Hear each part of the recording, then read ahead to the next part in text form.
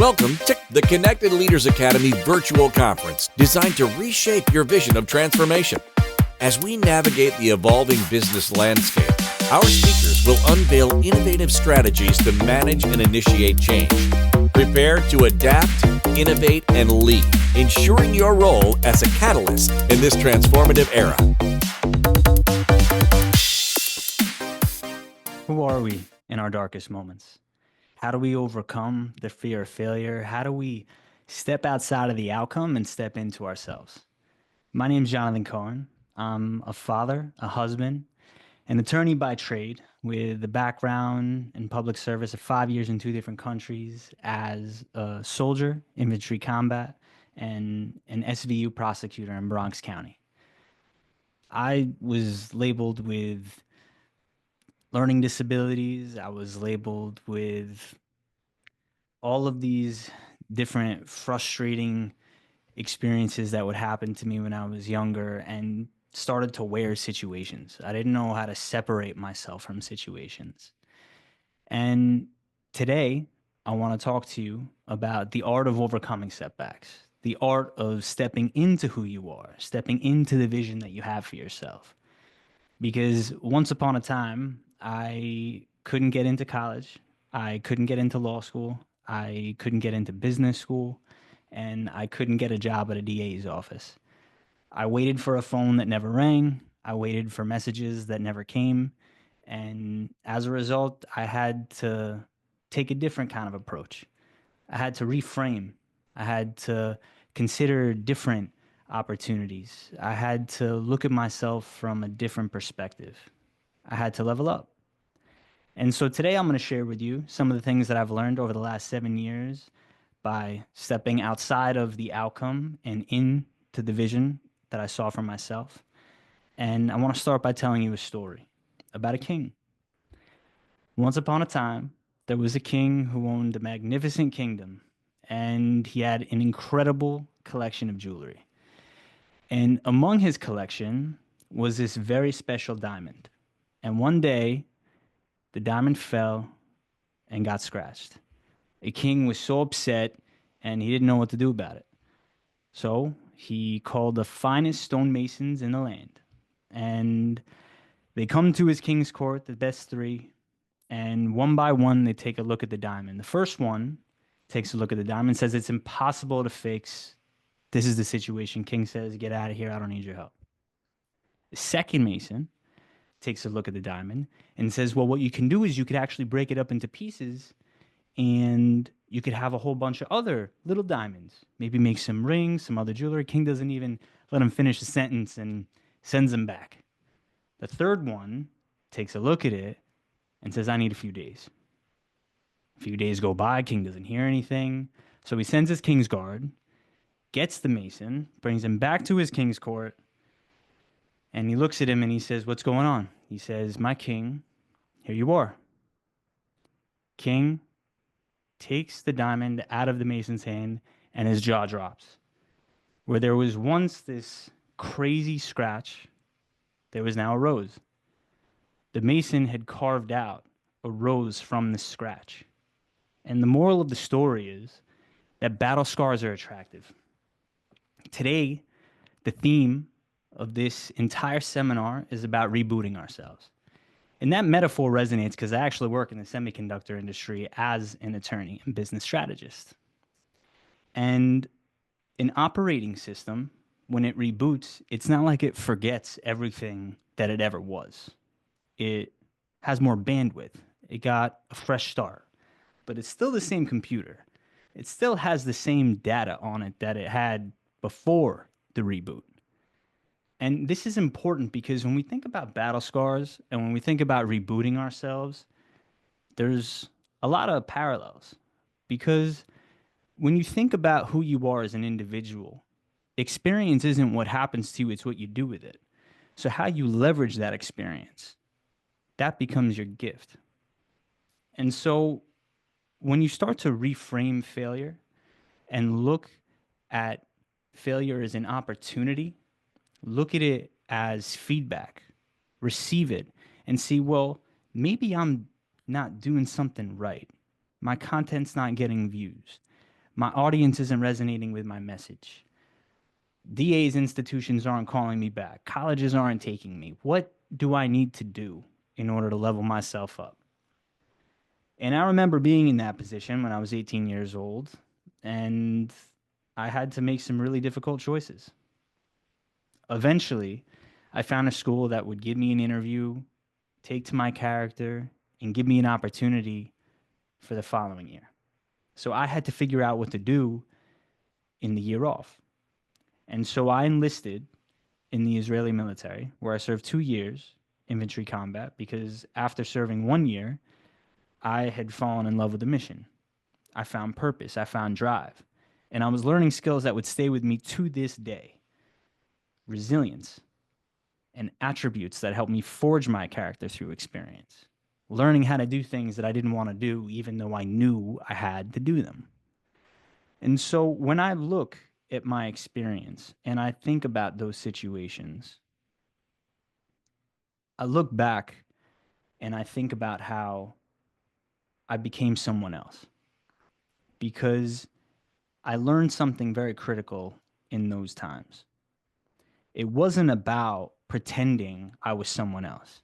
It was about embracing who I was so I could step in to who I am. And so 1 year in the military turned to two, because I knew that there was still more work to be done. And so when I came back, I got my pilot's license. I worked for a professional sports team as an intern.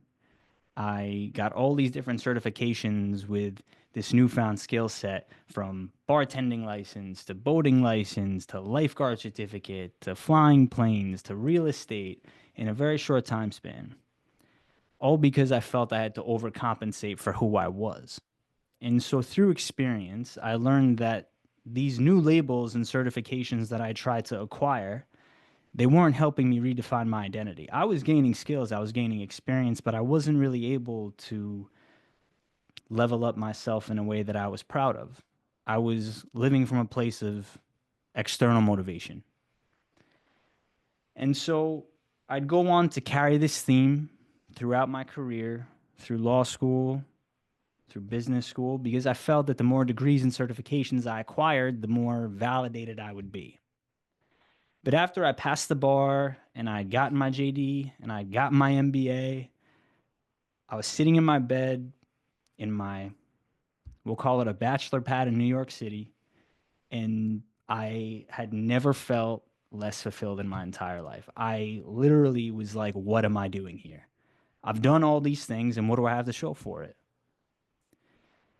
And so I remember listening to a podcast, and it was the first podcast that I had ever listened to.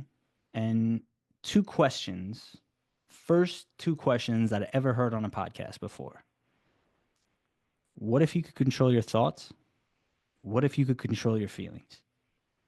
And the first two things that came across my mind in that moment were, that's allowed, that's possible. And at the same time, I envisioned myself answering those questions on the other side of the mic, but I didn't have the answers yet. And so I sent myself down this rabbit hole. And over the last 7 years, I've had the privilege of reading hundreds of books on the topics of personal and professional development. I've had the privilege of building out my own podcast, Inside the Inspired, where I interview high performers through all different walks of life, ranging from Navy SEALs to F-16 pilots, to global best-selling authors, nine-figure entrepreneurs, creators with millions of followers, professional athletes, broadcasters, people I never thought I'd have the opportunity to sit down with. People I once admired are now peers. And all of this stems from a place of lack, a place of external validation, because I was living for the wrong reasons.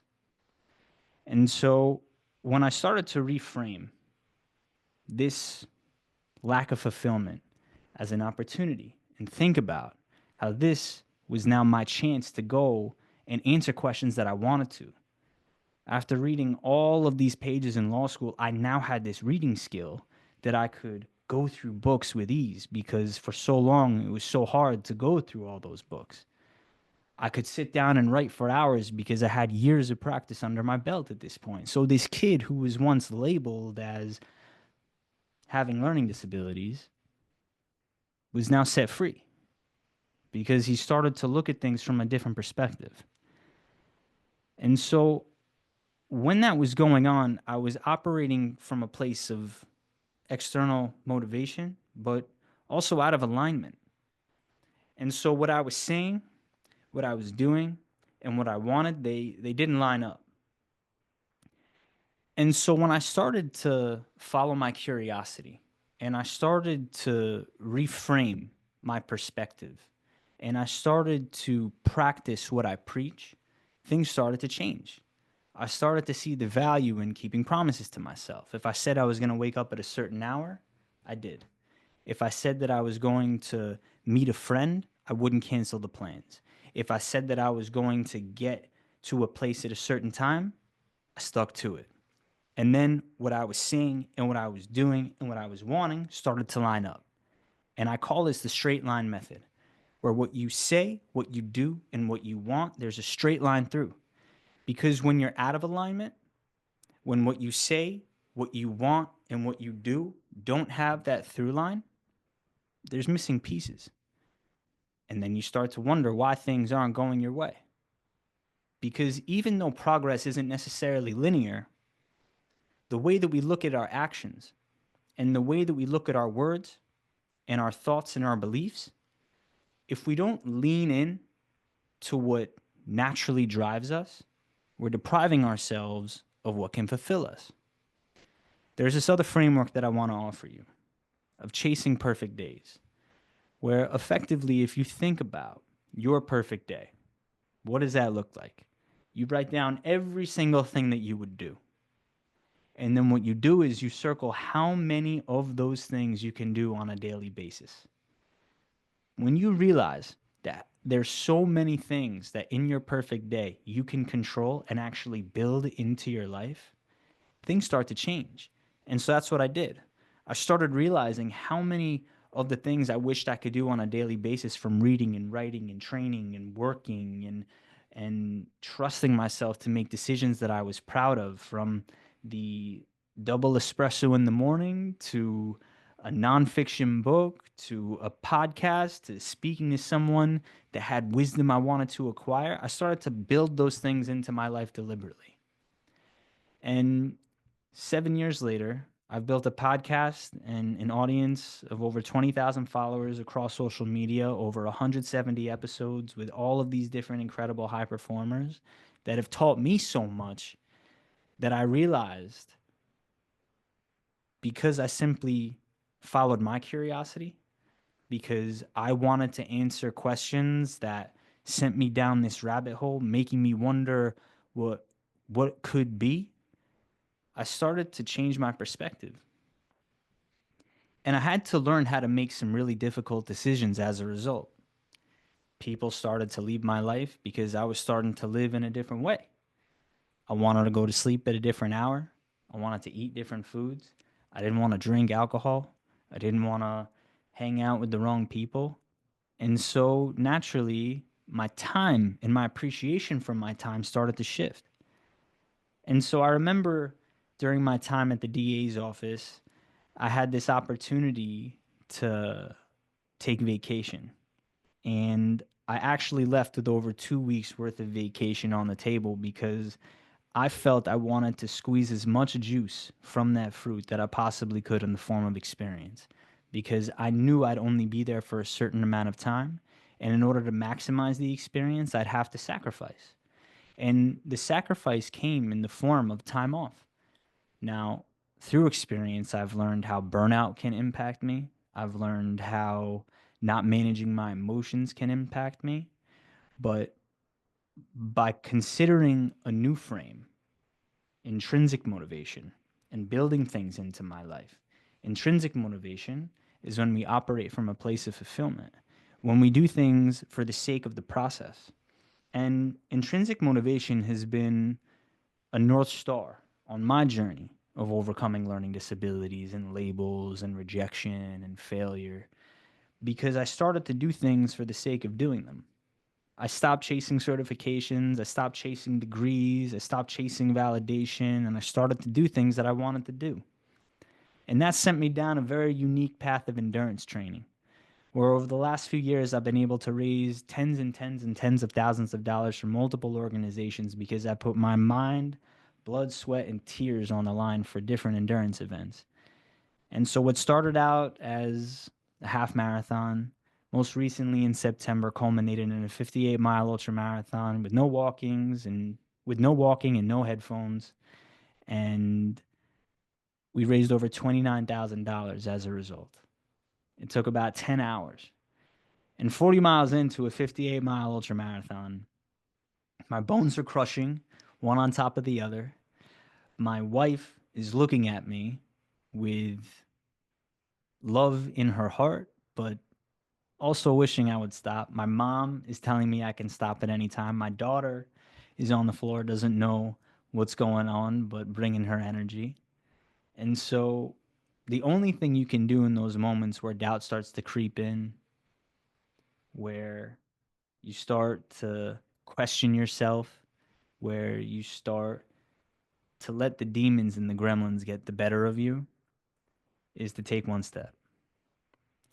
It's not about seeing the finish line.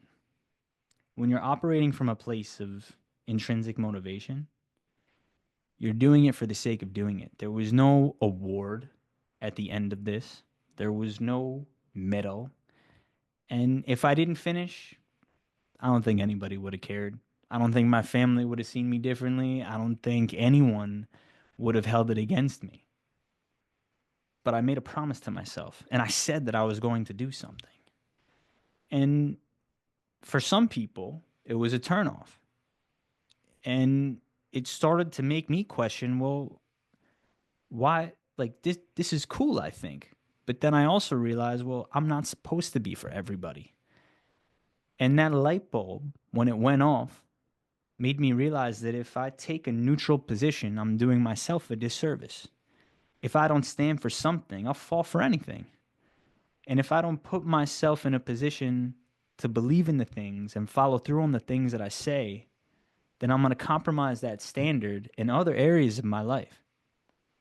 And the 58-mile ultra marathon is the culmination, but leading up to it, all of this started with push-ups. I did 1,000 push-ups in an hour, and because I did push-ups, we were able to feed over 20,000 people through Feeding America. The next year, I ran my first marathon. The next year, I did the David Goggins challenge, where it's 4 miles every 4 hours for 48 hours, and I added 2 miles in memory of my grandmothers who had passed away from Alzheimer's.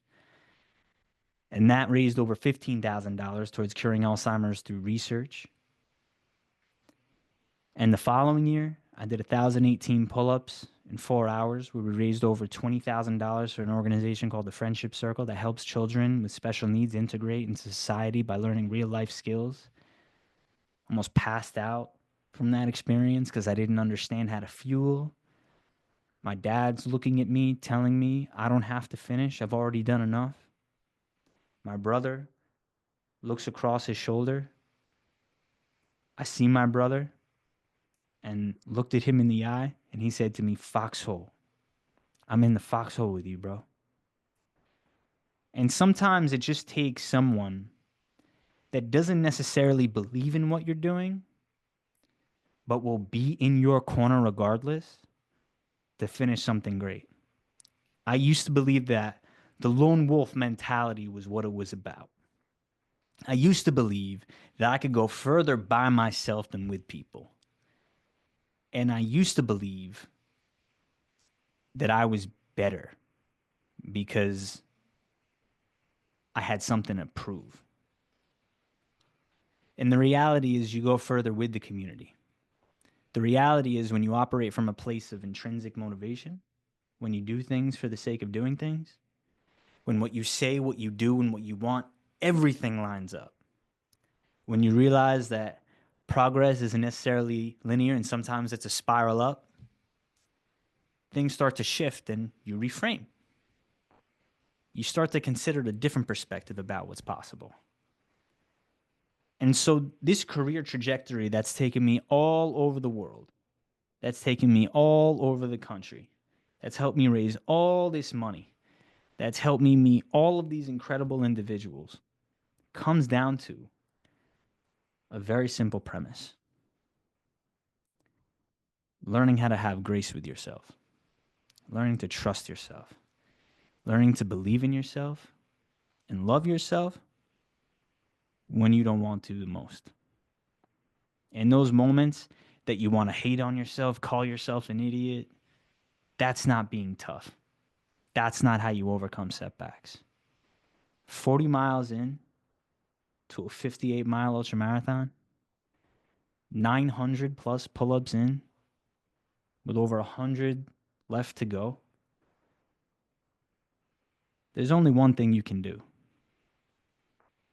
It's one step at a time. Have grace with yourself. Trust yourself. Believe in yourself. And know yourself to be exactly who you say you are. Because rebooting isn't about letting go. It's about embracing. It's about stepping in and stepping up to who you are. And when you learn that about you, you start to play a different game. It's no longer about what you're trying to achieve.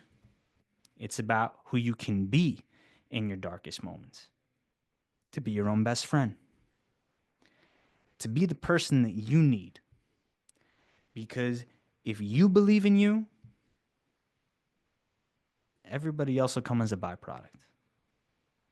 And when I say everybody else, that's the people for you. That's the people that need you. And so don't make it about you. Make it about the people that need you. And maybe you haven't met them yet, and that's okay.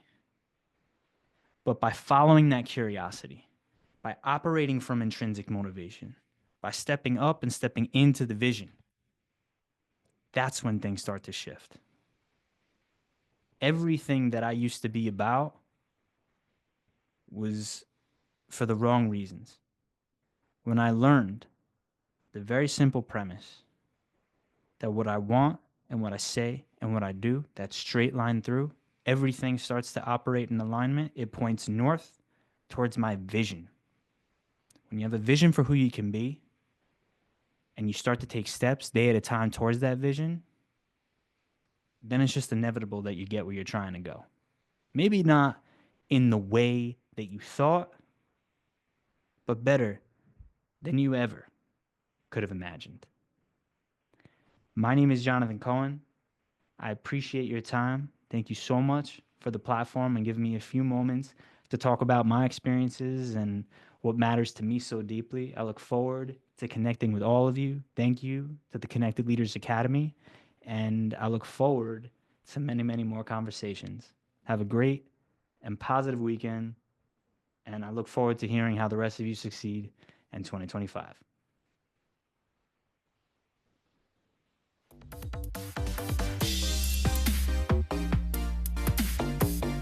Thank you for participating in today's enlightening session. As we transition to our next expert, remember that each strategy and insight is a step toward becoming a transformative leader in your field. Visit connectedleadersacademy.com to stay engaged and informed.